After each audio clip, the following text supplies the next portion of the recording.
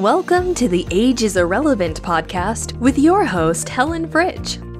Helen is a 60-plus lifelong competitive athlete, flight attendant, published fitness model, writer, IFBB bodybuilding pro, and certified wine specialist who believes that your age is irrelevant to pursue goals, dreams, and desires. Are you a woman in her 40s, 50s, 60s, and beyond who still has a burning desire to pursue a dream or a passion? Are you thinking about starting a new chapter in your life, but you're hesitant, thinking that you might be too old or just don't know where to begin? The Age is Irrelevant podcast is a podcast devoted to women who want to defy the odds, smash barriers, and redefine happiness and success after 40. It's time to make a difference. There is no need to dread blowing out that added birthday candle every year. A new movement is slowly taking momentum, where being over the hill just isn't relevant anymore. Age labels are being thrown out the window, and women are rediscovering the strength within themselves to make a difference, not only within their own lives, but also touching and inspiring the lives of other women. Join Helen as she and her guests discuss all aspects of aging after 40 and how to make the aging process and those twilight years more rewarding, exciting, and fun. Hello and welcome to the Age is Irrelevant podcast. I'm your host, Helen Fritsch, and this is episode number 78. Ladies, today we have a phenomenal show. I'm super excited. I've been really excited over the last couple of weeks and looking forward to releasing this podcast. I'm actually releasing it a week early. I just couldn't wait to put this off for any longer.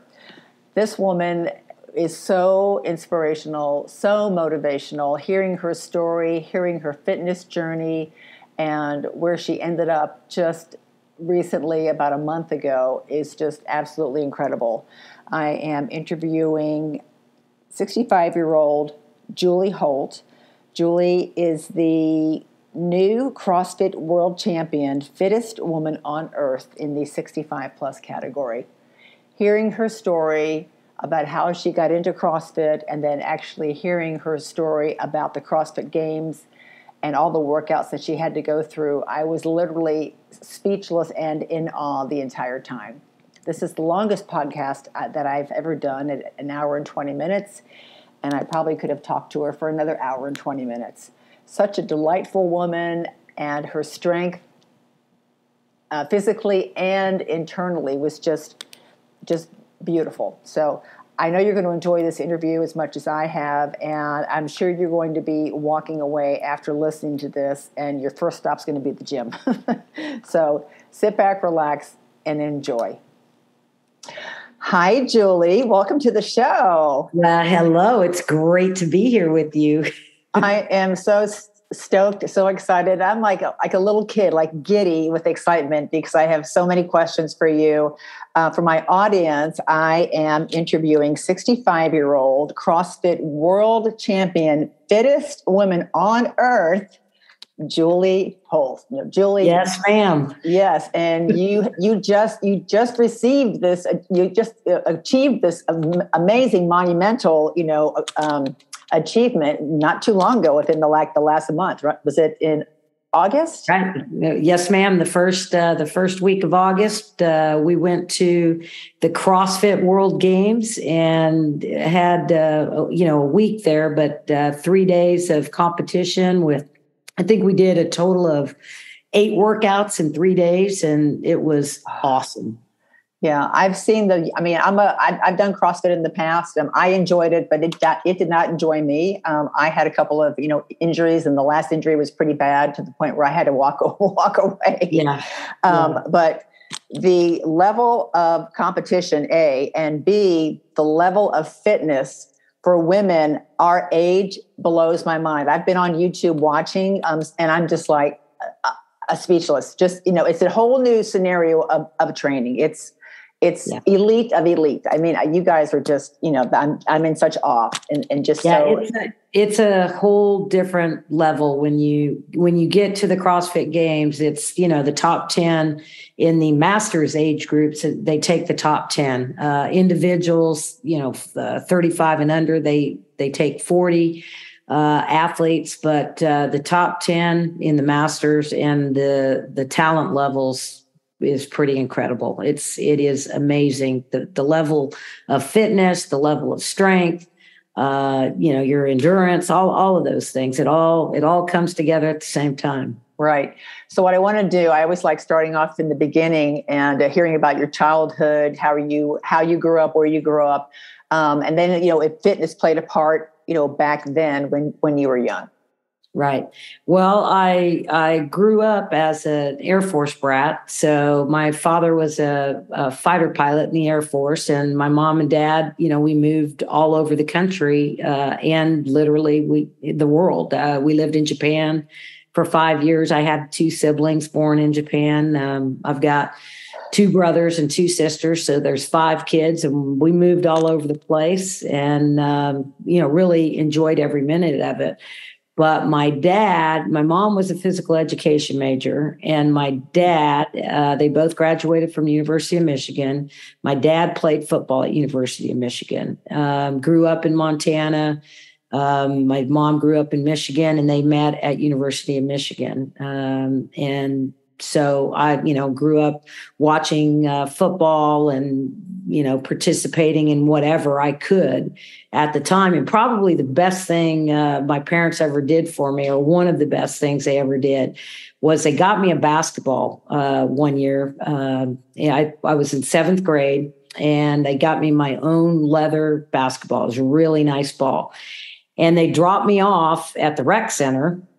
And I'd go there, and I would be the only girl there. You're talking 1970, 1969, somewhere in there. And I'd be the only girl, but I had the best ball in the gym, which was brilliant by my parents, because they'd be like, "Hey, can we use your ball?" And I'm like, "Only if I can play." And, for whatever reason, I was never scared. I was never intimidated. And it was grown men playing too. And I didn't care. I wanted to play. I loved it. And I wanted to get better at it. And I knew the only way to do it was play against, guys that were better at it, because there weren't a bunch of girls in the neighborhood that wanted to play. So that was probably one of the coolest things my parents ever did for me was, have enough confidence just to drop me off at the gym and know I'd find my way, and that happened every week, all the time. So I was a gym rat from early on. I loved being in the gym. Isn't that funny? Because you and I are both the same age. So, back then I used to walk to school with my brother and my sister, and it was a mile and a half. It was just like parents would go, "Okay, see you later." Yeah, we'll see you. Yeah, exactly. We'd come home from school, drop off our stuff, and then just go out and play. And we'd be gone in the neighborhood. Even Halloween, they're like, "Okay, here's a bag, see you later." Yeah. So have fun. Yeah. So it's kind of bizarre how things do change. But yeah. I also grew up in an athletic family too. Both my parents were athletic, and my dad was a big track and field and basketball star in school.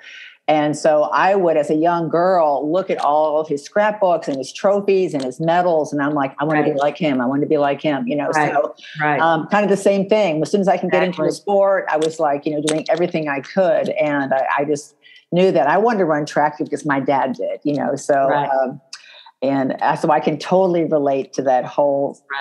Well, when that whole in 7th grade, once I had my own nice leather basketball and was playing every day and hanging out at the rec center and just having a great time. And then, eventually, all these guys, the young guys and the old guys, they all just accepted me and, were like, if I didn't show up one day, they'd be like, well, where you been? What have you been doing? I'm like, well, I'm in 7th grade and I don't have my own car, So anyway, so that was a great experience. And, it just blossomed from there because that's when I decided, I'm going to be a college basketball coach. I didn't even know if they played in college, but I decided that's what I wanted to do. I loved it. I absolutely loved it. I loved the freedom of who you could be on the court and what you could do and that you could go hard and all those kinds of things. It was a blast.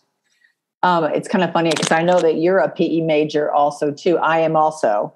And when I was little and I was, going through all this sports stuff, I just knew back then, even being a young girl, I wanted to be a PE teacher. I wanted to be a PE teacher. I'm going to teach in PE, and then I'm going to go to college and I'm going to teach there too. And then I'm going to become a coach. Right. And so it's all these things kind of like that, it seems like our lives were kind of paralleled in right. Way. Yeah. That's awesome. Yeah. I had that, that same, although I didn't really think I wanted to be a PE teacher. I was pretty much, I just want to be a basketball coach. Right. Right. Okay. Well, that's good. Yeah. So, but the exact same lines. Did you participate in sports when you were in high school? I did. I played, basketball, obviously, in high school. And I also ran track. I did not do any field events, but, I ran everything they asked me to run, I did, which really honestly kind of helped me later in CrossFit life. I mean, I at least have the muscle memory of running 400s or 800s or 200s or, those types of things. Cause those were the races I ran in high school. What did you do? What did you compete in track? Well, in high school, I actually lettered in 4 sports: in track, cross country, basketball, and tennis. Oh, and wow. We were a state champion in track and field. The team that I ran for in Frankfort, Franklin County High School, we were cross country champions. Every year we were state track champions every year. I was always a part of some type of relay team that won. My specialty was the 880. That's what it was called back then. Oh yeah. 880 baby. Yes. That's awesome. And so I actually had a big upset, the favorite, I beat the favorite. And that was, I set a new record, and it was kind of funny because I think I went to a high school reunion not too long ago. And one of my girlfriends, we went to the high school. One of my girlfriends was like, Helen, you got to get over here. And I went over, and my picture was still in the showcase when you walked in. Oh, that's awesome. And I was like, oh my God. I mean, and we had our little kooky uniforms on, and I was was like stick thin, skinny, but it's kind of funny because back then I feel very fortunate that I was just a gifted natural athlete, because I had a good coach, but as far as nutrition and weight training and all that stuff, I mean, it wasn't available to us. Right. And I would walk by the gym where the boys would be lifting for football and go, oh, I would love to be able to learn how to do that. But I wouldn't dare go in there. I mean, that just wasn't where the girls belonged. But yeah, and then I ran track at the University of Kentucky. So that was a whole new awakening. Right. That's where you college level. Oh yeah. Let me step my game up. You're a big fish. And then all of a sudden you go into a larger pond, and you're like, oh my God, I'm like a minnow here, Yeah. So, and I was also really good at the quarter. I ran cross country too, but, in college, they threw me in the 400 intermediate hurdles. Right. And I thought, oh my God, it's hard enough just running a quarter. And then you put 10 hurdles. Now you got to jump over stuff. Yeah. It was, it was crazy. But then again, I mean, I think I'm so disciplined when it comes to training and working out. And I got that from that whole, I don't drink sodas, because back then, even my coach was like, you're not drinking sodas. So I still to this day don't really drink sodas. And there's just certain things that I'm just really, on point with when I start prepping for a show, or just like with you, I can just flip on a switch and I'm focused, so I feel very fortunate for that. Yeah, that training, it matters, it totally matters. And being on, that's one of the things I've found, being on teams, whether it's a, track team, a tennis team, even when you have individual events, you're still part of a greater good, and I think being on a team just teaches you so much in terms of, responsibility and accountability and, like you spoke, to discipline. I mean, I believe, your ability to, stay focused, through adversity, and your ability to choose to do the right thing every single time, is part of learning how to live life. And there's so many people that have, that aren't having that experience, that don't get the opportunity to either, be on a team or be a part of something. And it doesn't even have to be an athletic team. It can be a mathematics team or, whatever, or equestrian team. I mean, it can be, you can get that in a wide variety of places, but that team environment, I think, really matters. It's interesting. My oldest son, Nick, when he first graduated from college and went out, into the real world, and I remember him, calling me after about 2 months, and he, like going, I don't know what is going on. I've been on teams my whole life. Some of these people, they don't know how to work as a team. Like, we're at work and they can't work as a team because they've never had that experience. They don't understand, how you can build a sisterhood or a brotherhood or, relationships, and how you, help each other out and look out for each other, all of those kinds. So it was pretty eye-opening for somebody that, had grown up with 2 coaches in the family, and, then have, go into and choose not to, go into sports as a career, and then end up being in the real world where he's like, wow, this is totally different. I can't even agree with you more. Even my job as a flight attendant, I'm such a team player, and I fly overseas to Europe, and I normally work up in business class, and I normally work the number 1 position, which means like I'm in charge of the whole flight. And I'm a team player, and it's like, I'm out there helping everybody, and nobody gets done until we're all done. And, I do that in life too. And I think just being a part of teams in the past has helped me with my work ethic, as far as being a team player and helping get the job done as best as we can. And even being on a team. I mean, in high school, I was fortunate enough to have a couple of gals on my team who were elite, like runners, and winning, every race, and they were better than me. So I'm at practice. And so even like leveling up and trying to, absolutely, having them up here and me here, trying to up myself better. I mean, they gave me drive and incentive to, work harder, train harder, because that was the goal. And so I loved having them on my team also too. And then even when you experience loss or whatever, people are there to help you, recover from that. And then when you're acting like an idiot or a jerk, or you're sulking, then people are also there to call you out and say, all right, this is enough. Yeah. So get over it. Yeah. Move on. Exactly. So once you got out of school, I mean, tell us about your process of getting a job as a basketball coach. Well, honestly, it started with playing college basketball, and I played for a lady named Sue Gunner, who is famous in the basketball world.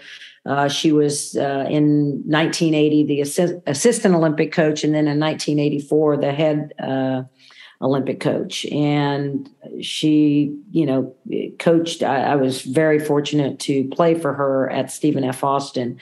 I was a Lady Jack, Axum Jacks. Anyway, so it was a blessing to have her as a coach and an inspiration. But as I said, from 7th grade on, I knew that I wanted to be a college basketball coach. And so that was always in my mind. So I just tried to absorb everything I could, from her, and tried to, learn things from her. So once I graduated, everybody in the country that was involved with women's basketball, I graduated, in 1979 from college, and everybody that knew anything knew who she was. And so coaches from all over the country would call her and say, hey, do you have anybody graduating, awesome. Have any, those types of things. And that's really how I ended up getting a job in Northern California at University of the Pacific. And it was I'd never, been to California other than to play basketball. I played there, with our teams. We traveled there several times,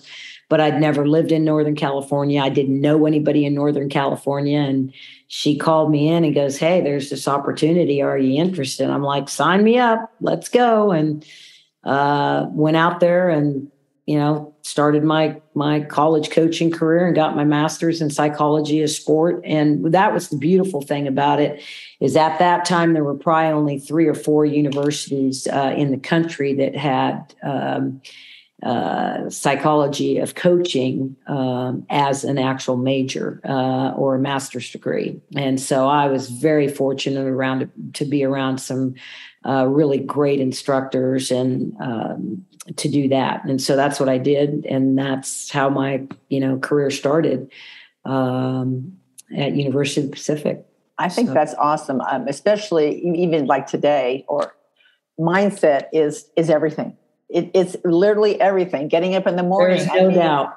I mean, setting the tone for the day. I knew that I had, it's early for us.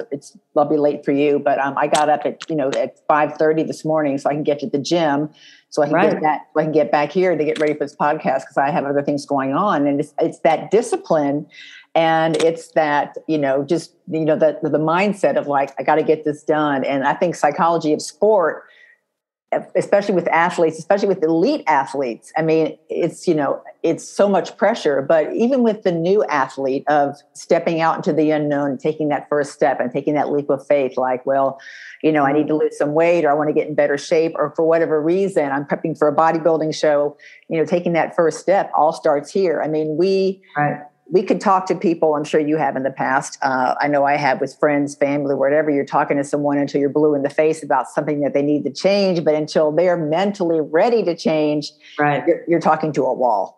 Right. Yeah, it's actually pointless because, change starts within you. And, people can talk to you about it, all you want. But you have to decide that that's what you want. And, a lot of that, I think people talk a lot about, okay, what's your why? What's your reasoning? Why do you want to do something? Well, it doesn't have to be some big, profound reasoning behind what you want to do. And it doesn't have to be limited to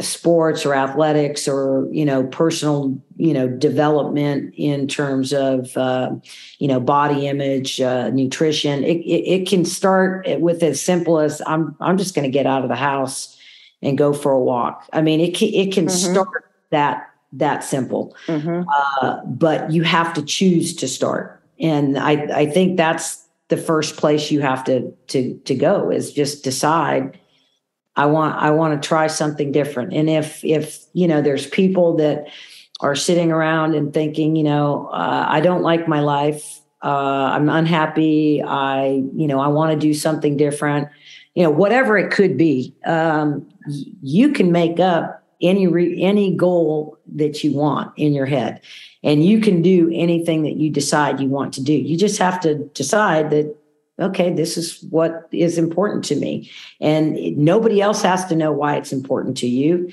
as long as you know why it's important to you. And sometimes it's as simple as getting up off the couch and walking out the front door and going for a walk. It could start that simply. It doesn't have to be, I've got to hire a nutritionist and I've got to hire a coach. I have to, go see a counselor. I mean, whatever. It doesn't have to be on somebody else. I mean, you can take charge of your own life and what you want to do. It just depends on you deciding that that's what you're going to do.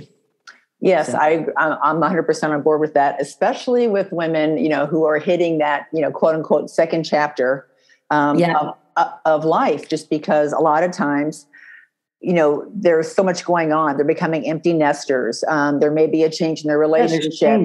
There may be getting divorced. I mean, they may be retiring from their job. They may be let go with, COVID, let go and need to find a new source of income or find a new avenue, so a lot, it does go on with that. And I think, with us being in our 60s, I feel so much wiser now because of everything that I've gone through in the past, but all of that knowledge has helped me make the decisions that I'm making today for myself.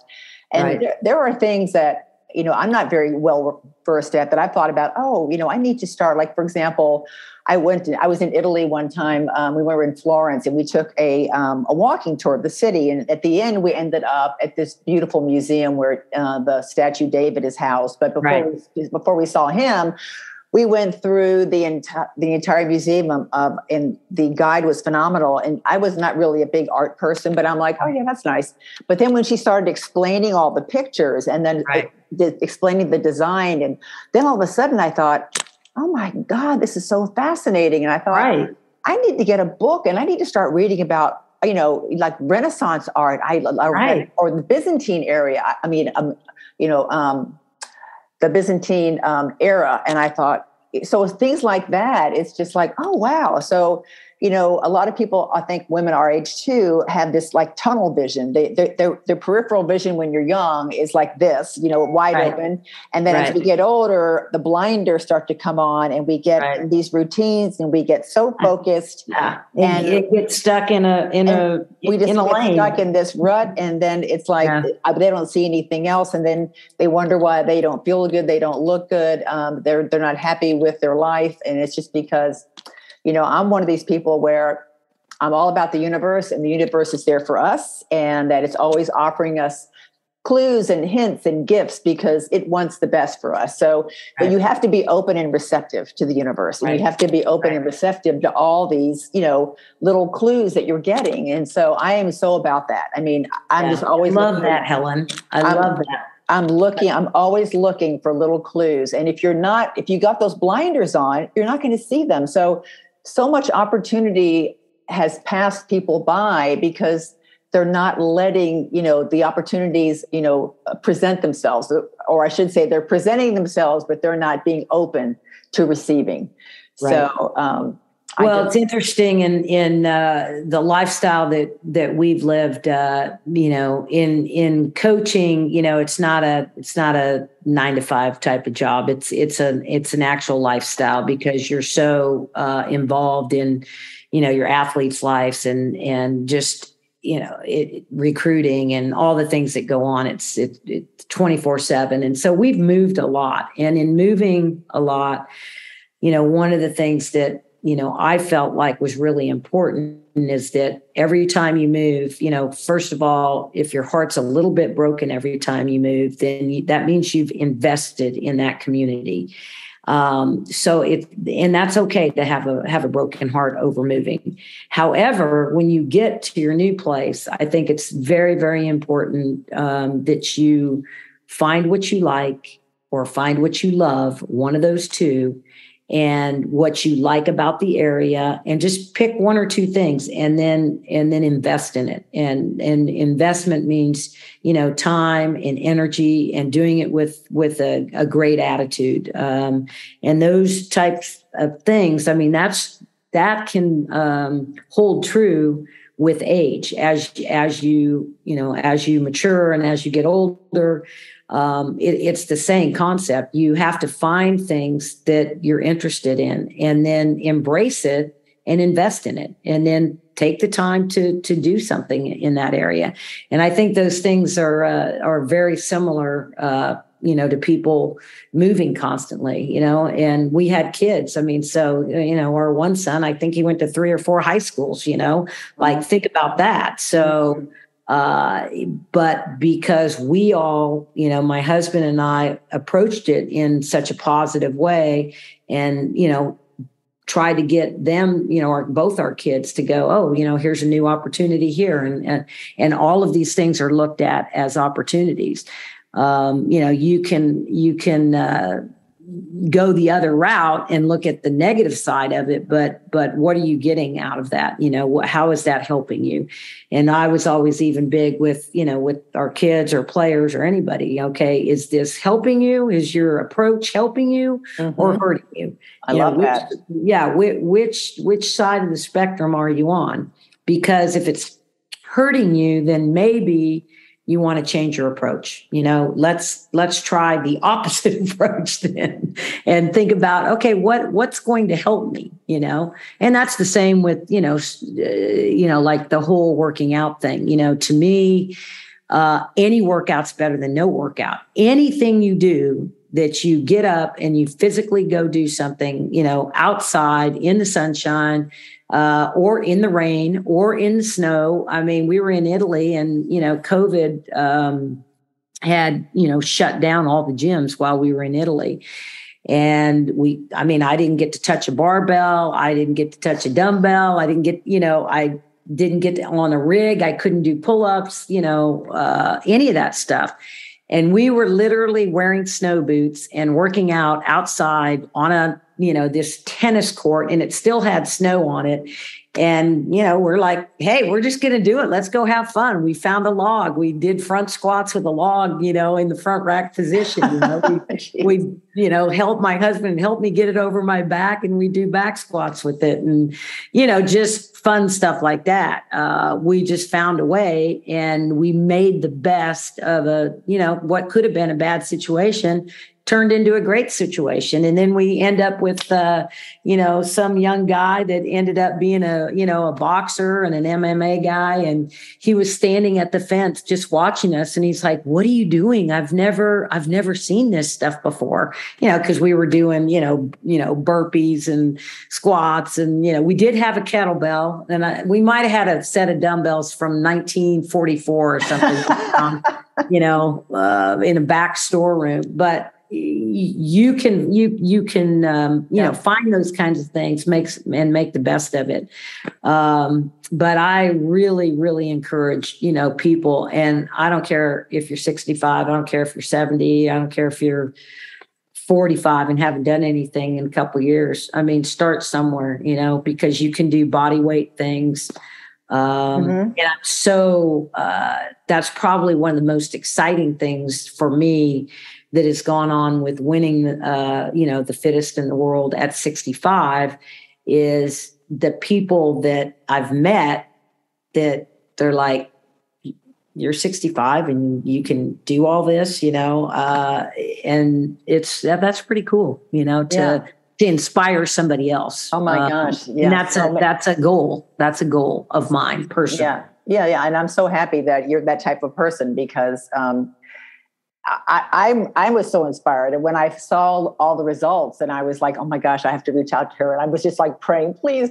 I have to get you on the show, because sorry, I'm so bad at Instagram. It took me a while to get back to you. My daughter-in-law, she was like, oh, Miss Julie, give me your phone. Me looking at your Instagram is like you waterboarding me. That's how bad I am at it. So I'm sorry. It took me a couple days. No, I mean, that's one of the things for me, because I find these great women that I want to interview, and then I get stop at a wall because I don't have any way to reach out to them. Or if they're on Instagram, They haven't made a post in like 3 months. And I thought, okay, that's going to take a while. Yeah, so it might take a while before they see this, whatever.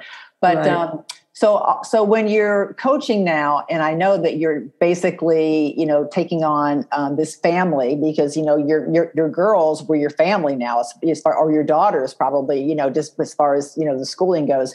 How did you get your fit your workouts in, and how was that? And was that tough for you? Okay, when I was coaching, college basketball, I was really into weightlifting and, strength training and, conditioning. That was a big signature or part of our team identity, that we had done the work. And it was really interesting because, I did some creative things. And I'm talking about, back in the 80s when people weren't doing things, or, late 70s, whatever, for example, that were basketball related. And we had, some strength and conditioning coaches that were with the Olympic strength and conditioning programs. They used to be up in Colorado. Anyways, they came and visited, and some of the things we were doing were really cutting edge in terms of conditioning, because we would put, instead of, the lat pull down machine, the typical one, I'd put a basketball up there. So we were working on, the chinning the ball and doing different things. But I trained with my athletes awesome. for years. I would, obviously I would make sure that, their technique and their form, that we were big on all of the technical, side of things, because, I wanted them safe, but I wanted to be able to protect their joints. And, if you, look into some of the history of, knee issues with women competing and stuff like that, knock on wood, I coached for 25 years and I think had 1, maybe 2 knee injuries in that career, which is very, very unusual. But I took pride in that, in the sense that I knew we were really working on developing, as much structure around the joint as we could. And so I took the strength and conditioning very seriously with my team. And I think it was important, to build that up and, for them to have a good, self-image about their body and be proud of the work that they're doing. And, believe me, back in the day, as you probably remember, how many comments did you get about, oh, you're getting too muscular, your legs are too big, or, whatever. And now that's like a major goal, but back in the day, it wasn't, necessarily, thought very highly of, depending on who you were around. So, it was a combination of, getting them to feel really good about what they're doing and really proud about what they were accomplishing. But I wanted them to feel strong and powerful and feel like they could, do anything and that they could go as long as it took. If you're playing full court defense, and you're pressing 3/4 of the game, you're running 6 miles, 7 miles, depending on how long. Your conditioning level matters, and your ability to change direction, quickly matters. And so you have to have the foundation, to do those things. So I would train with my kids, my kids, my babies, whatever you want to call them. And it's interesting too, because a lot of them have followed me now. I bet they're so proud. Oh my God. It's funny. They're like, "Oh, Coach, we're not surprised." It's kind of funny to hear from them. But anyway. Oh, I would have been thrilled if I was in school and our coaches would have been training with us. That to me would have even just given me more like, oh my God, right. So I can imagine, especially back then, because I really don't even remember, hitting the gym too much when I was at UK. I was just on the track, right. Doing all of our drills. Yeah, we lifted. Yeah, I wish we would have known all that back then, but yeah. Anyway. Yeah. So let's fast forward and let's start talking about how you got into CrossFit. Well, this is actually kind of a funny story. So I was in Montana with my husband, and my mom was like, "Hey, there's this new, gym that's opening up that, is CrossFit." And she gave us the little, it just opened a couple weeks ago. Why don't you guys want to, she of course cut out the newspaper clipping, which would never happen anymore, except unless my mom's sending me something. And she still does that, by the way. But anyway, but Nick's, my husband, Nick, his brother had talked to us about CrossFit for probably 3 or 4 years from the inception. And he's like, "Julie, you need to do this. You would love it. You would love it." I'm like, "I'm not doing that. That's just crazy. That's crazy stuff." And so, my mom gives us this sheet. We go into this gym in Butte, Montana, of all places, and, start doing it. And I wanted something different, and I'd never done it. I'd done pull-ups, but I'd never done like kipping pull-ups or chest to bar or rope climbs or handstand walking. I hadn't done any of that since I was, in 7th grade, So anyway, I loved it immediately. But the funniest part about this, we were there, we were only living there about 9 months, and my husband actually took a job and was gone most of the time. But, anyway, it was funny because it took them about 9 months to tell me. Some of the girls that originally started with me, she's like, "Yeah, we were taking bets here, down here at the gym. We thought that, you guys were like witness protection program or something, because we'd never seen you in town before. And we didn't know." We were like, "Oh, they're in the witness protection program." We were not. But anyway, so, and then that was at Copper City CrossFit in Butte, Montana. And they're still going strong.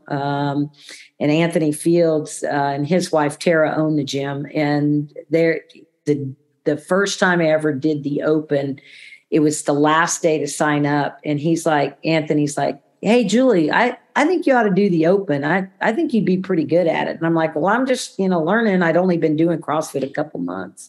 And how old were you? I think I was 55, 56. Okay. Something like that. Yeah. I think maybe 55. Maybe I just turned 55 or I just turned 56. Anyway, long story short, I did it and loved it. And honestly, I'd have to look back. I don't even know, how I'm sure I didn't do well in the world. I did do very well in one of the workouts, which was Karen, which is 150 wall balls.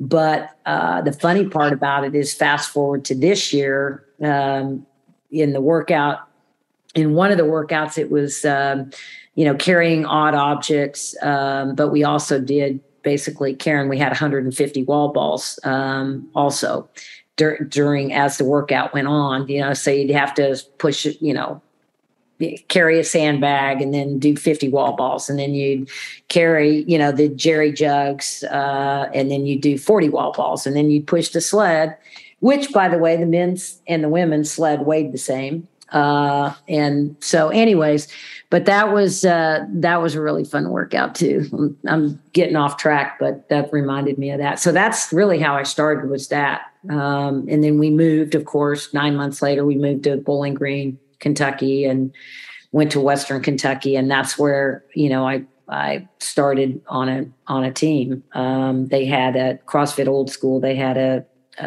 nice gym, and they had a CrossFit, competitive team that they had, their own teamwork, workouts for games, people trying to go to the games. And I come in and I'm the oldest one by far, like by 25 years, probably, right. 20 years at least. And, half of them didn't want me to compete. Like I had to write a letter to the coach why I wanted to join the team. Oh, wow. And I'm like 50 something years old. And I'm like, well, I'm coachable. I'll do a great job, so she's like, you're in, but then a couple of them were like, you can't have her. She's terrible. Why is she in? Well, then fast forward, 9 months of training, or not even 9, I guess we started in August and then the opens in February, and we did the first workout. And everybody's like, oh, how did you do in the workout? And I'm like, I got second. And they're like, you got second in the state? And I go, no, I got second in the world. And they're like, oh, what happened? Then all of a sudden they're like, oh, okay, she's a lot better than we knew, but I'm coachable. I was a coach. I trained hard. I did everything I was asked that the coach asked, and I loved every minute of it because I'm a gym rat, So I think that's another thing, what you just said, I'm coachable. And I think that is key also too, because even with an open mind, like a positive, mindset, you have to be open to coaching. And, a lot of people, 100%. When you're going into something new, you're like, oh, I don't want to do that, or I don't like that, or this hurts, right, or whatever. And it's just like, that's not, when you come to a coach, the coach is there because of their experience and you're coming to them for guidance. And so I'm the same way. It's like, even when I'm on a new airplane or I'm doing something new, I'm just like, I'm a virgin. Just tell me what to do. Exactly. I'm coachable. I can just tell me how to do it, so get me in the right direction. That's what's been amazing. My coach that I've had the last 5 years, his name's Pete Dywert, and he's fantastic. He's, really on the cutting edge in terms of his thinking and how he trains people. And it's so interesting because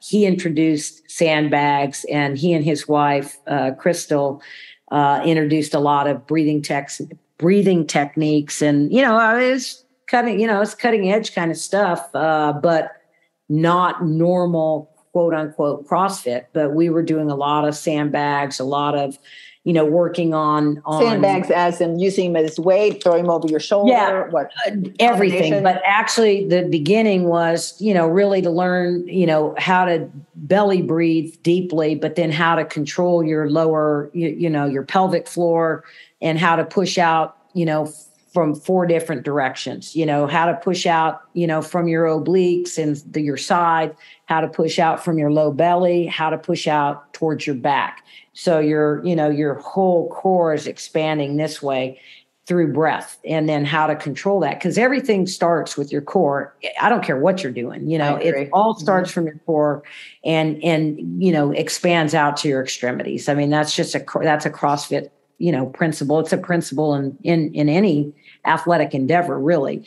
But he had us doing a lot of sandbag carries, and, it was funny because a lot of people really resisted it. It was very interesting. They're like, this isn't CrossFit, I want to just do CrossFit stuff, but it was the best thing that happened to me. And this was, like I said, I was almost an experiment with him, but, this was 4 or 5 years ago. We started doing this, probably 4 years ago. And so when, like, for example, I don't know, for those that know about the CrossFit Games, like the sandbags were a major part of the CrossFit Games, this year. They had female athletes, if you can imagine, having to pick up a 250-pound bag or a 300-pound sandbag from the floor, get it to your legs, and then stand it up on your shoulder, and then you had to hold it. Well, Holy cow. Like, you should go on and Google it, because it was awesome. I mean, it was really a really, really cool thing. But then one of the other events that they had for the 35 and under, the individuals, they had to do some running. Well, then when they got done with the run part, they had to pick up these Husfala bags, which are kind of like sandbags, but they're odd shaped. And they had to carry them literally up the steps to the Capitol of Madison. Like, it's incredible. So we had a lot of sandbag stuff, but like for me, like, I've had to carry a sandbag for a mile for part of my workout. And I'm talking 100-pound sandbag, not a 40-pound, not a 60-pound. Oh my God. So when we got into the workouts, initially, but day one was, I got like 7th in one workout, 8th in another. And in the workout that I got 7th in, I actually had a PR, but, I had, my husband had never been there because he was a college football coach for years and could never go watch me. And my other son and his wife, they'd never seen me compete for the same reasons. And so my whole family was there, but after day one, my husband and my son were like, what is going on? You're in 6th place, we're like, oh, just wait, it's the long haul. You guys don't understand. And you can't let that kind of stuff get to you. Like you were saying earlier, Helen, about, being able to stay focused and, turn it on right away. That's what you have to do when you're at the games. You can't let those kind of distractions of, oh, I didn't do as well as I wanted to. We had a new on that first day of workouts.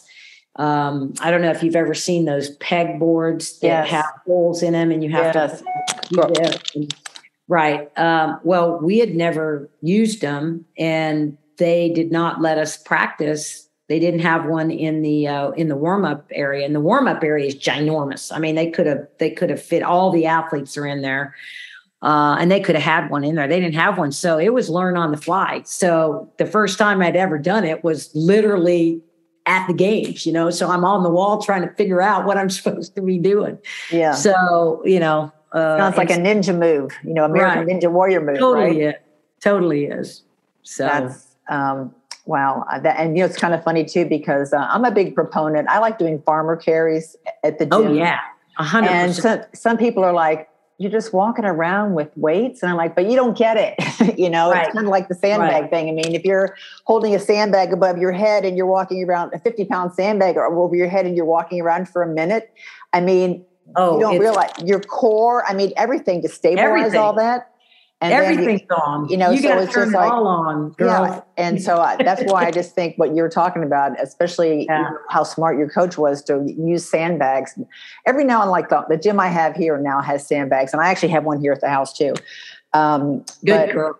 It's one of those things where even like what you're picking up a sandbag and you're throwing it over your shoulder. What does that do? So it's just like, it's funny how the little things make a big difference. Right. Yeah, for sure. For sure. Yeah, we do a lot of those farmer carries with those, with the big kettlebells. And I usually do it with 70 in each hand. And, they only had us do, 40-pound jerry cans. And I was like, oh, wow, this is easy. Yeah, exactly. And you know what else too you were talking about? Because I'm also, with me running track in school now, I've started back in master's track. Nice. And I pole vault, I throw the javelin, and I throw the discus. And I'm prepping for the meet in a month. It's the Huntsman World Senior Games in Utah. Nice. And it's really kind of funny because I don't do any the shot put. I'm a ectomorph, and so I tried the shot put, and I honestly thought that my shoulder socket was going to come out. Right, of my arm. Right.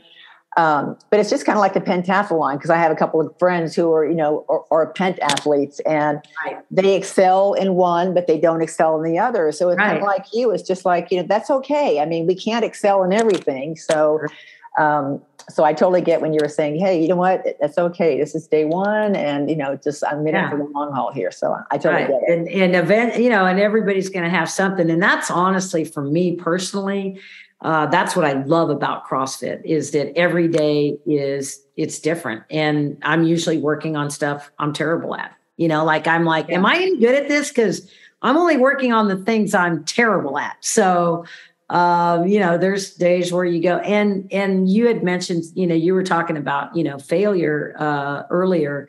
And one of the things that made me think is, hey, you're right. I mean, it's okay to fail. You need to fail.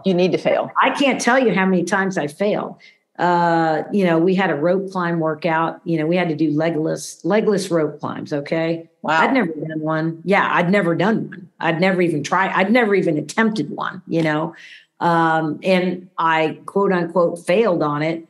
But because we had to get to 12 feet and I only got to 11 feet, but golly, the thought of just doing it, that I actually did an 11-foot legless rope climb. I didn't even think I could do like 1 foot legless rope climb. And did they give you a specific amount of time to get that done, or what? Yeah, it was on a time. The thing about it for me personally, trying to do that, is if you didn't get it, like you can only try so many times within that time period, just because it's all just raw strength. Like it's exhausting, like you're not gonna, or for me, that was tough.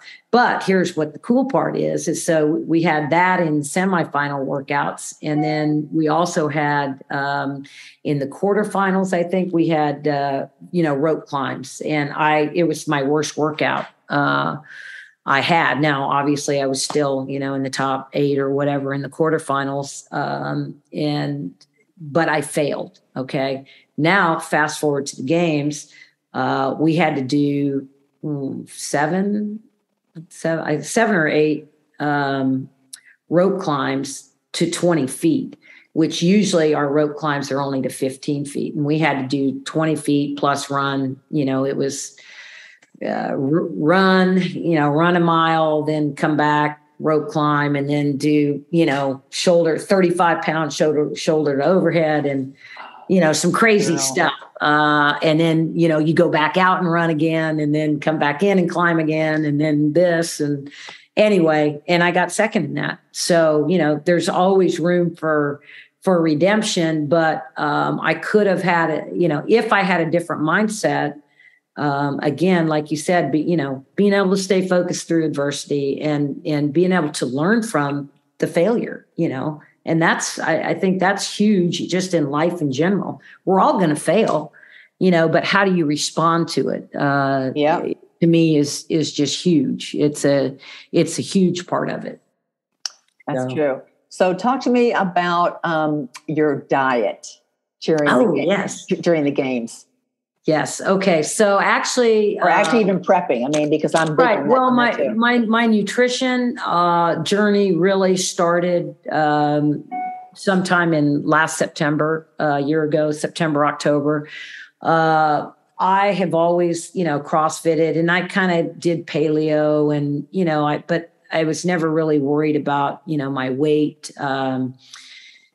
And I thought I knew about nutrition, and I knew a little bit, but not that much. And randomly, I met a gal, her name's Bailey Kasparic, and young gal. She ended up going to high school with my son at some point, which is crazy how we met and all that. But anyway, I hooked up with her, and she worked with me one-on-one. Now she does other stuff too, but, and got me on macros, and, kind of taught. It's a game changer, right? Game changer. And literally, it's quote unquote low hanging fruit. I mean, it's something I could do.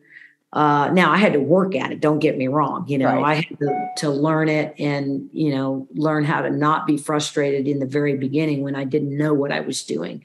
But that's why I had Bailey to kind of help me and guide me through that. But I ended up, my whole goal was to lose body fat. I wasn't worried about losing weight. I wanted to cut body fat, and it just makes your gymnastics, all your body weight stuff so much easier, because I was like, I'm the big girl, in the group. I'm always the biggest, gal.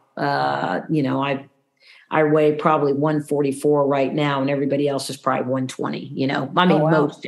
most everybody, they're little tiny things. I kid them, and I'm like, let me pick you up and put you in the when the workout's over and they're tired, I'd be like, you guys want me to carry you back, but anyway, I'm probably exaggerating, but that's how it, always felt in my mind, but, I lost, probably 15 pounds, over the course of the last, 9 months. And I was very strict, and I was very disciplined. I mean, I weighed my food. I did all of it. I did exactly what I was told to do. Again, back to you and I, Helen, kind of that same mindset. Right. But I had a huge goal, and my goal was to win the CrossFit Games. I mean, I wanted to be on the podium. I'd never accomplished that. I always went in to the games, either in 10th place, and I'd come in 6th. I always improved at the games, but I wanted to win it this time. And so I really set my mind to doing everything I could to do that. And so I did the macros. I loved it. It was hard because I was living in Italy, Oh my God. Yeah, all the Italians, between the Prosecco, the wine, the pizza, and the pasta, the cheese, and all the great, meats that they have. Oh, I was just in Rome last week, and the gelato, and yeah. So I did a lot of that while I was in Italy. And so, my husband's like, okay, you're obsessive. I can't believe you're weighing your food. And I'm like, I am not obsessive. I am disciplined. I am committed. And that's what it takes, when you want something, and I wanted it, I was going to do whatever I could, me personally, to control the situation. And so I did it. I felt fantastic. I mean, I feel, just feel so good about, and that was, again, like they said, that's something that was not necessarily easy, but it was low hanging fruit. It's something I could do that could change the game. And it did. It was huge. Yeah, I'm with you. When I first started bodybuilding at age 56, yes, I had to. Good girl. I hired a nutrition coach, and I came out of that meeting going, "Oh my God, what have I gotten myself into?" Right. I had to buy a scale. I had, all this list of food and food exchanges, and I had a. My Fitness Pal and all that. Oh yeah, I'm on that, girl. I'm on that too. Now it's just like, I'm not even prepping for a show right now, but I'm looking at my scale right now. And right before I came on with you, I'm like, I came home from the gym. I got out my salmon and my avocado mash and my sweet potatoes. Yeah. I'm measuring everything, before I ate before we started to talk. And I have a travel scale too. that's about this big that I throw in my cooler. So when I'm at work, if I need to just throw stuff in a bag, I can take everything out. And people are like, "What are you doing?" I'm like, "I'm weighing my food." So, I'm weighing what? Like that's normal. What's wrong with you? You don't weigh your food. But it's amazing because the body is such a fascinating, amazing piece of machinery. And when what you eat is going to show up, so if you're eating a bunch of crap, sugar, too much alcohol, whatever, your skin's going to look bad. You're going to feel sluggish. You're going to be inflammatory. But when you start rolling on that really good food and lots of water, and then like sleep and rest and movement is key, then all of a sudden, the energy and, I have clients where a lot of women who come to me, for, help, a lot of them don't eat enough food. And then I'm like, that's typical. And I send them this diet. They're like, I'm supposed to eat all that food and I'm going to lose weight. I go, trust the process. And they're all of a sudden now, I feel fantastic. And oh my God. And I'm actually losing weight eating all this food. And I'm like, well, because your body's thriving now. And, you were in starvation mode before. So Helen, you hit on that's such a huge point and so valid. I really believe most women do not eat enough. They're of the mindset that, and part of it is just not knowing, just the lack of education and all of those things. But most women are not eating enough food. I mean, I was not eating enough, and eating the right food at the right time. I mean, as you know, when you're trying to, develop muscle and repair, your muscle at the end of the day, you need that protein at the end of the night before you go to bed. It just helps the process of repairing muscle. But, eating enough, I wasn't eating enough when I was working out and training at the level that I was training, and even when I was at the games, it's kind of funny because I was, eating certain things at certain times because we'd have 3 workouts in one day and they would be, obviously very intense workouts. So you had to eat at the right time. And I remember one night I was laying in bed and I was like, just about to go to sleep. And, you're pretty tired at the end of the day. And I was like, oh no, I forgot to eat my protein. So I got up and got my yogurt, protein, non-fat yogurt, and got some blueberries and mixed it up and threw my protein in it. And, but I made myself eat it before I went to bed because I knew what it was going to do for me for the next day, and how it was going to help me during the night, while I slept. So that's a great point by you. Yeah. I think society too has, given the carbohydrates such a bad rap too, because people will say, oh, you bodybuild, so you don't eat any carbs. And I'm like, oh my God, girl, I eat 5 times a day and 4 out of those 5 meals, there's a big chunk of carbs on my plate. Yeah. I go, it depends on your goal. My goal is to put on muscle. So but if your goal is to lose weight, then you're going to do higher protein, lower carb, lower fat. But yes, carbs are still important for energy and, muscle. Absolutely. And the timing of when you're eating those things, Yeah. So, you don't want to, carbo load, at night, right before you're going to sleep, that's not the time to eat them. That's definitely but anyway. That's definitely not. So it's the last day of CrossFit of the World Championship. So what's going through your mind and where are you now as far as placing? I'm like, this is like the exciting part. I was in 4th place at the end of day 2. And I won the last workout on day 2. And so I knew, but I was not looking ahead at the workouts. I just would know what the workouts were the next day. I didn't want to be, overwhelmed with 8 workouts. I just wanted to know the task at hand, And so, but my coach was like, hey, we're in perfect shape because the workouts are going to be really good for you. As the longer we go, the better the workouts. And for me personally, I was a little psycho. I get a little crazy because I love to train. And my husband was hilarious because he was like, okay, you're living the Spartan life right now. You get up, you eat a little something, you go and work out like a mad woman. You come home, you will eat more. and maybe take a little rest. And then you go back out and work out again. And then you come back and you eat again. And then maybe either work out one more time or go to sleep. Because, I was doing, my last probably 6 weeks of training, I was doing, I don't know, 5 to 7 workouts a day. Oh my God. Yeah. Depending on what it was, and definitely not overtraining.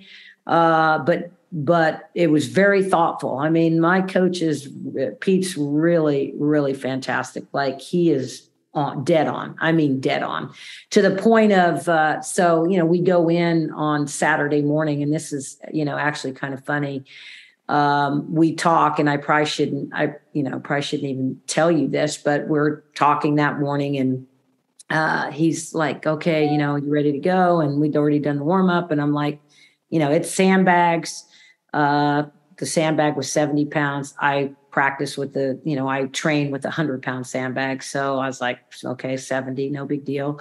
Like the farmer carry, they had jerry cans, like I said, 70 pounds. These were 40. And then the sled, I don't know what the sled weighed. It was the same as the men's weight. I should have found out. I don't know what the sled weighed, but I do, I would sled push or sled drag for literally a mile. So I was not worried about that. Like, it's crazy, but I love it. So anyway, I'm like, oh, I'm ready, coach. And, it's really hot out there. I knew it was going to be hot, even though it was the morning. It was a really hot day. And I was like, in my training, like, people would try to turn the fan on during training, and I'd be like, oh no, there's no fan. We have to be miserable. I need to be miserable because I know what the heat's like, in Madison. So I wouldn't even let people turn the fans on, which it ended up paying off for me because, then that morning, I told my coach, I said, I'm going out there, and my whole goal, I'm going to go as hard as I can. I know I'm good at this stuff. I'm going to push the edge. And if they can go with me, awesome. My goal is to burn it down, basically, and give everything I had, because I knew I could. And it was a 16-minute workout, a time cap workout. I was the only female that finished the workout.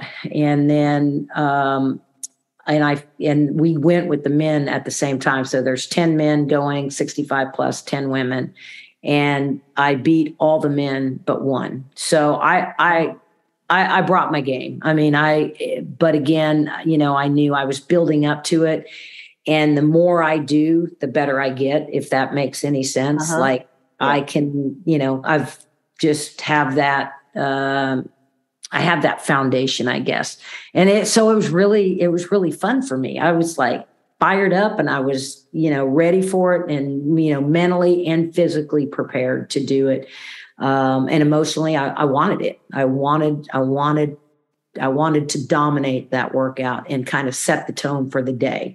Yeah. That was the goal. So that's what happened. And then, so I got first in that workout, and that was a lot of fun. And then, then the second workout was a swim workout. It was swimming and ski erg. So, you had a time limit, and the ski erg kept getting higher. So you do a 50 meter swim down and back, whatever. And then you'd have to get out and then pull that ski erg, a certain number. And then if you beat the 2-minute time, then you could go back in the pool. And my coach, it was kind of funny that morning. He was like, now we've already won that first one, and now we're on the second one. And he's like, hey, look, the third round is the key. You have to get in the third round. And, I let him finish what he's saying. And I look at it and I'm like, you don't think I can get into the fourth round? Are you kidding me? Like, and I was like kind of irritated, like, you really don't think I can get to the fourth round? So I was going to burn my soul to get into that fourth round. And I did. And, my coach was laughing. He goes, oh, you're so easy. I mean, if that's what it takes, if it's that easy to get you that fired up, I'll just keep doing that, So anyway, so I ended up winning that one. But I'll tell you a really, cool thing that happened was, I was the only one that made it to the pool on that fourth round. And so I had to swim the lap by myself, get out of the pool, and do the skier by myself.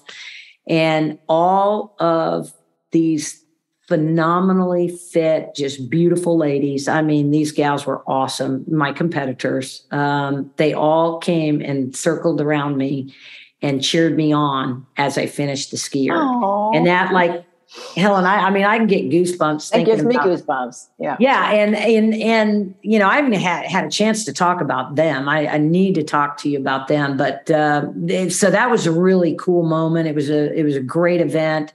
Every athlete, the adaptive athletes all did it. The masters all did it, and the individuals all did it. It was very well run. It was just a beautiful event. It was very, very cool.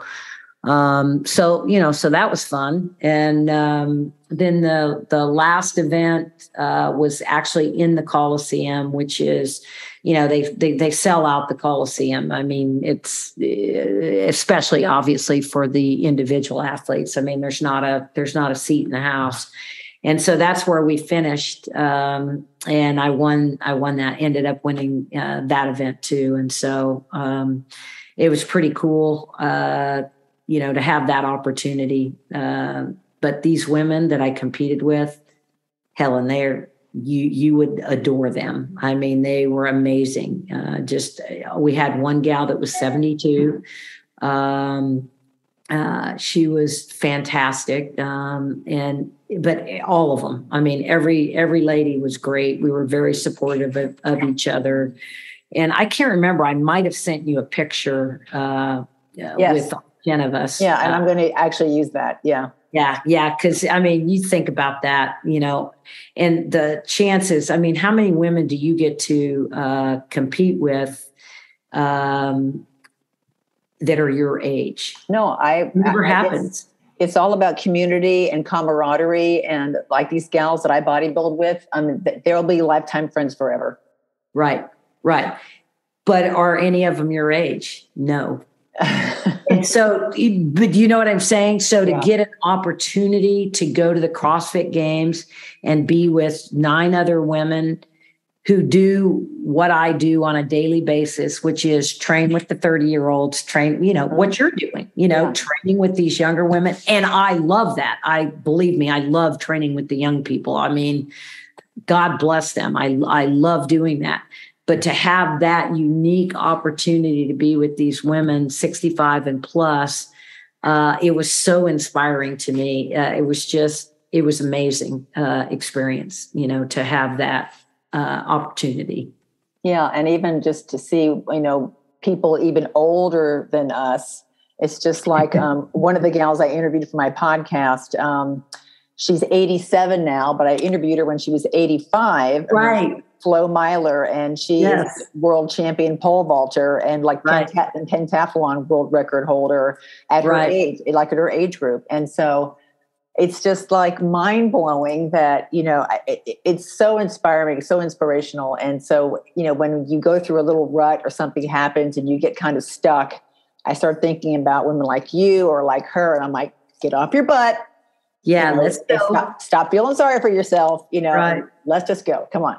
You know, tomorrow's another day. So, well, you know, Helen, that's what I love. You know, I had never heard of your podcast before. And so, you know, I went on there and started, you know, reading about your website and listening to some of your podcasts. I was like, wow. I mean, I love what you're doing. I mean, it's so exciting. You know, I'm so honored to be a part of it because what you're doing is inspiring, you know, other women that maybe just need somebody to say, hey, you can do it. You know, I agree with you 1,000%. And a lot of these women haven't even started their fitness journey until their 50s or 60s. Right. And so that's what that to me is like, you know, it's that old cliche. It's never too late to start something new. It's just, it is it's true. You know, age is just a number. I mean, I'm all about that. It's just like, that's why I just thought I need to call this, you know, podcast Age is Irrelevant, because it doesn't really matter how old you are. You can start whenever, you know, you want to take that first step. Right. Well, what's funny too is I remember when I first started, you know, doing CrossFit, and it might have been the beginning of my second year, and we're with a group And, again, I'm probably, the oldest one by 20 years. Right. And so everybody's, they're all good athletes. They're all aspiring to make it, somewhere in the CrossFit, world. And we're working on handstands and handstand walking. And I'm like, God, why can't I do this? What is my problem right now? I could do the handstand, but I couldn't get the walking part. This was, 8 years ago or whatever. And the guy looked at me was standing next to me. And he's like, well, I don't know, Julie, you're 57 and you're just starting to learn how to handstand walk.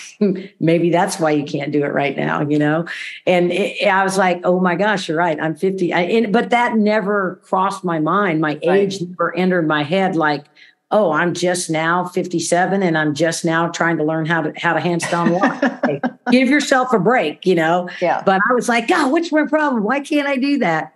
And it took my, 40-year-old buddy next to me to remind me, hey, give yourself some grace. It's okay. Because again, you go to the CrossFit Games and these are the best CrossFitters in the world. And there's always somebody saying, oh, I'm not sure about that. Oh, well, I'm terrible at this or, that type of thing. So anyway, yeah. And you know what? I don't know if I'm going off track here. The only other thing I wanted to encourage some of your listeners is, kind of talking a little bit about self-talk. Because I kind of had a little epiphany this last fall. I was training by myself. We were living in Lubbock, Texas, and I was going to open gym there. And I had been, by myself for 2 months working out. And but my coach's wife, Crystal, came through Lubbock and she worked out with me. And I was like, God. In the middle of the workout, I'm like, God, I suck. What is wrong with me? I'm terrible, And she just stopped and she just looked at me and she's like, why are you saying that? And I'm like, oh, you know what? You're right. And so I thought about it later and I was like, wait a minute, if I said that every day for 1 month, or I said that every day for 2 months, or I said that every day for a year, what would I be doing to myself? And it was a real reminder because my self-talk is usually very good. I always try to find the positive, even if I'm terrible in a workout. I always try to find the one thing I did really well and say, oh, well, at least I did, this well, and focus on the good and focus on, what's excellent and, all those kinds of things.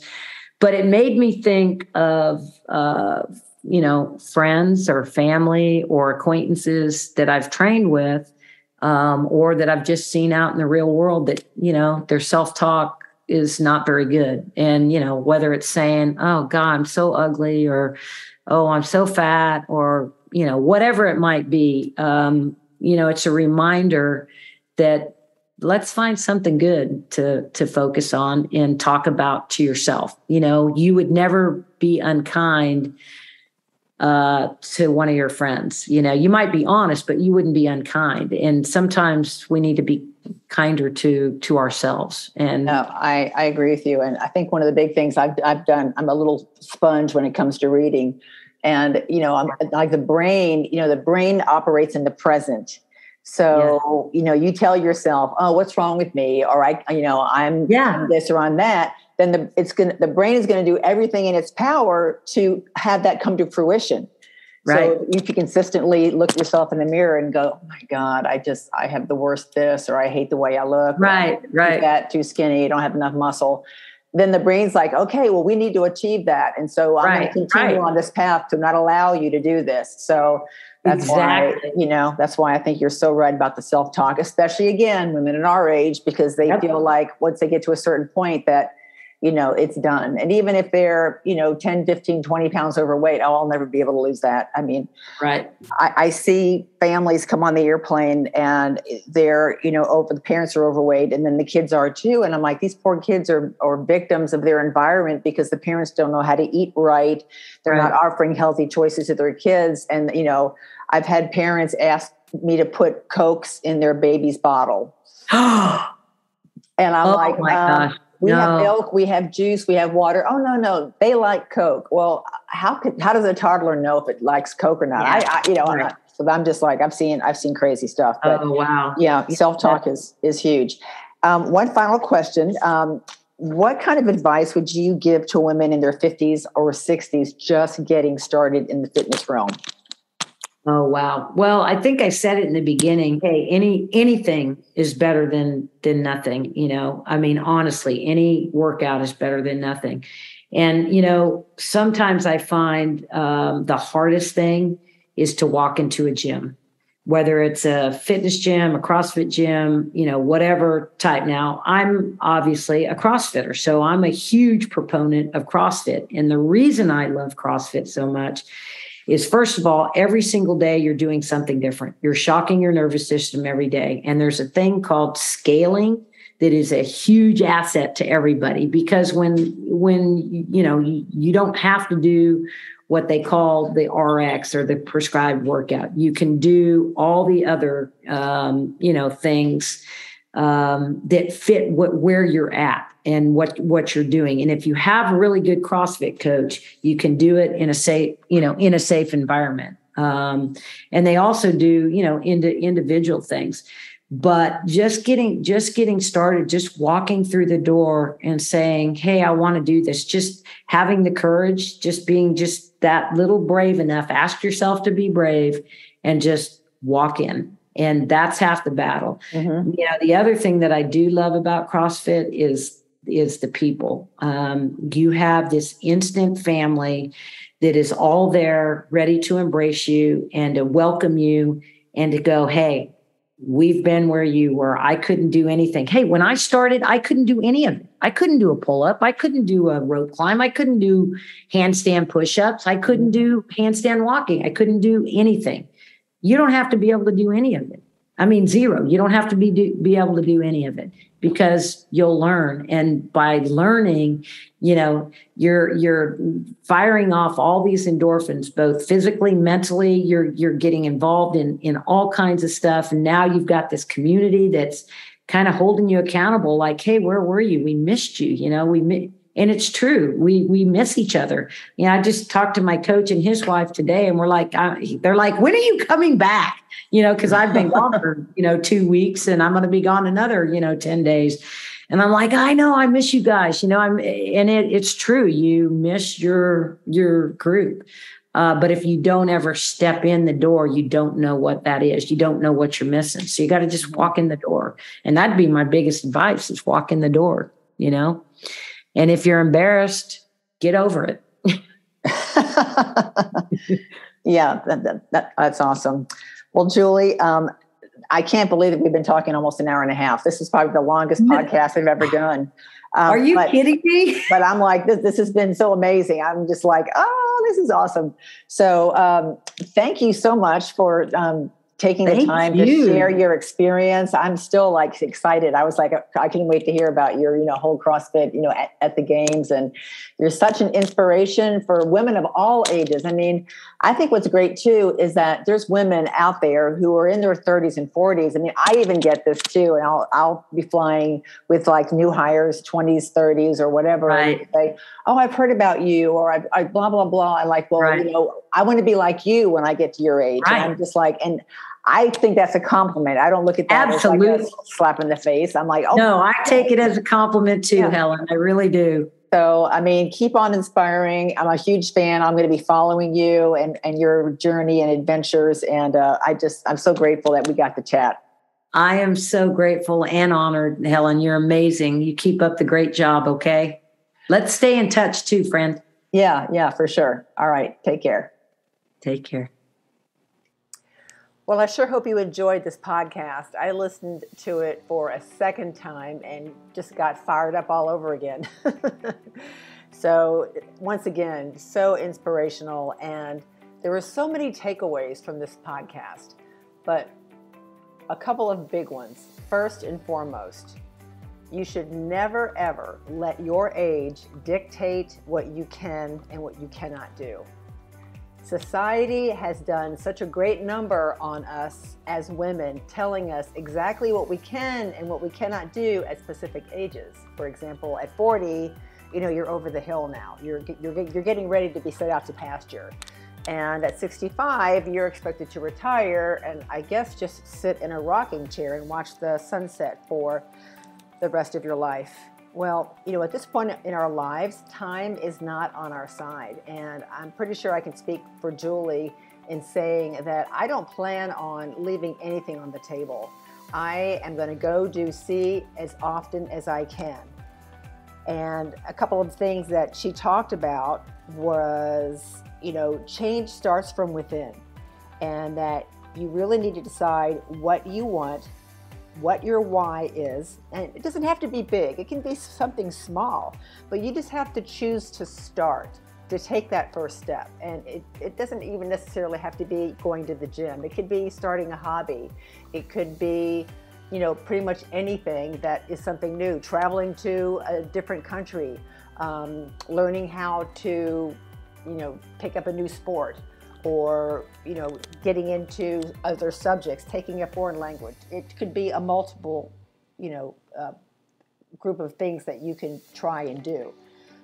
When Julie walked into that CrossFit gym for the first time, she was literally like a rat in a maze. She couldn't do a pull-up. She couldn't do a rope climb. She couldn't do a handstand push-up. But she learned, and the biggest step for her was to walk into that CrossFit gym. And the great thing about something like CrossFit is it's instant family. It's instant camaraderie. It leads to lifelong friendships. It leads to teamwork. It leads to learning how to be disciplined. It's learning how to be, it's learning how to have perseverance. It's learning how to set your mind on a goal and achieving that goal, because there are going to be downfalls and hurdles in the way. So staying focused during times of good and during times of adversity is really, really key.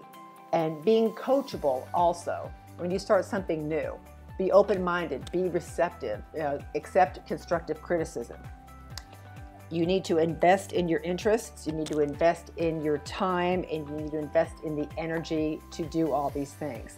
Don't be sitting around and just waiting for stuff to happen. Be proactive. Go out there and go out there and do, go out there and see. And another one of the biggest takeaways also too is all about self-talk. You have to remind yourself that if you continue to have negative thoughts, those negative thoughts will manifest into negative actions. So find something good to focus on and run with that. Julie is just an amazing woman with an amazing attitude, an amazing outlook on life, and what an amazing achievement. And she never gave up. And I know all you ladies out there, I'm sure I don't know everybody, but if you're listening to this podcast, then you consider yourself an ages irrelevant woman. And get out there, start something new, go for it. There's no turning back, eyes always forward.